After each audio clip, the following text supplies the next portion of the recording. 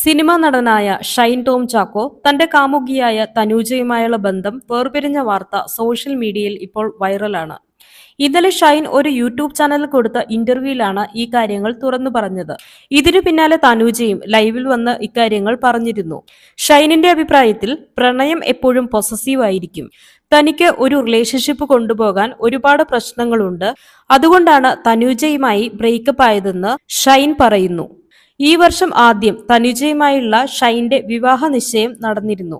സാമൂഹിക മാധ്യമങ്ങൾ വഴി അതിന്റെ ഫോട്ടോസും വീഡിയോസും ഒക്കെ രണ്ടു കൂട്ടരും പങ്കുവച്ചിരുന്നു. ബന്ധുക്കളുടെയും സുഹൃത്തുക്കളുടെയും സാന്നിധ്യത്തിലായിരുന്നു നിശ്ചയം നടന്നത്.